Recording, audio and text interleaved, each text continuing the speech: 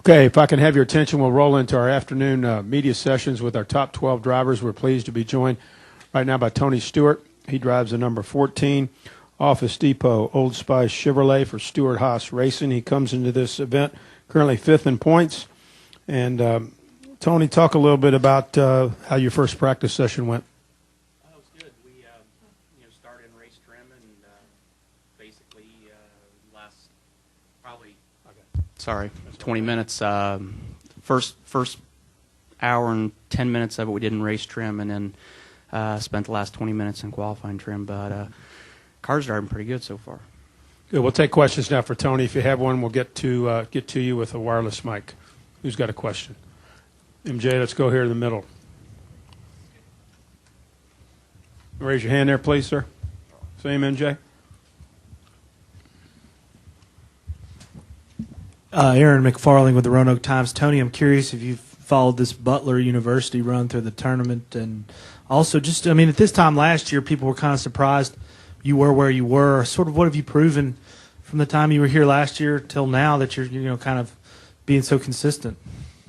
I haven't watched any any basketball this season, to be honest. Kind of wish I would have, but I haven't. In all honesty, I haven't had time. But we just. I feel like everything that we've done has been because we got good people. I mean, we got guys like Bobby Hutchins and Darian Grubb and Tony Gibson and Ryan Newman as a teammate, and that's the tip of the iceberg. I mean, it trickles down to the people that they've assembled. So we've just been really fortunate to have really good people for us.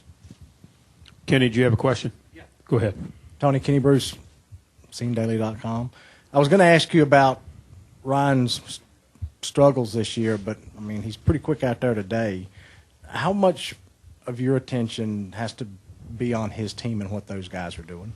As much as I put on my team. There's no point in having a second or third or fourth car if you don't put the same amount of effort into all the cars. So, we have our competitions meetings on Monday, and we try to figure out, what happened. We dissect the whole race and find out what happened.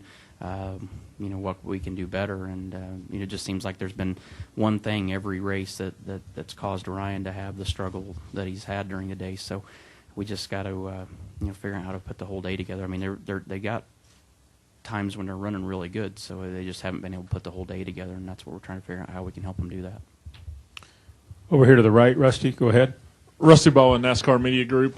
Just wanted to get your thoughts on Phoenix. Is that a big short track, or how do you navigate that oddly shaped track? Easy. You stay inside the concrete wall that's on the outside of the track, and you stay to the left of that, and you pretty much have navigated around there pretty successfully. So, it races like a short track in all reality, like you're saying. I mean, even though it's a mile, it races a lot like a short track because of how slick it gets.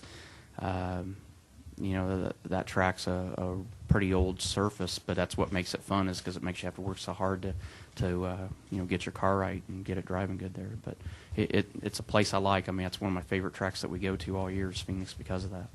I will go to Jeff Gluck and then Monty Dutton. Go ahead, Jeff. Jeff Gluck from SBNation.com. Looked like you got into Kvapil a little bit there at the end of last practice. What happened and what led up to that? That's a really good question. I wish I knew the answer to that.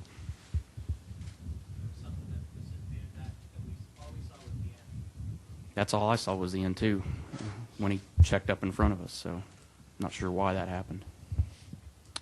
Monty, you got the mic? Yeah. Go ahead. Monty Dutton, yes, and Gazette. Tony, historically, brakes have always been an issue, and I hear a lot about how the brakes have improved so much. For you, do you have to worry about conserving brakes, or has it reached the point where, last 100 miles, I mean, how much do you have to worry about that? I'll be honest. I mean, even when guys were still having trouble with brakes, we were one of the teams that historically didn't have trouble week to week. I mean, that's been part of, I think, why we've been decent on the road courses, too, is because our brake package is pretty good, and I guess I'm just not really hard on brakes for some reason. So, I mean, it never seems to really be an issue for us, and I'll be honest, I don't think we've really worried about it for probably 3 or 4 years now. The brake packages have got better all the way across the board, and even teams that really struggled with brakes seem to have it a lot better under control now. We'll go here to Tom, and then we'll go to this gentleman, and then we'll go to Lee. Go ahead, Becca. Go ahead. Tom Bowles, SI in the front stretch.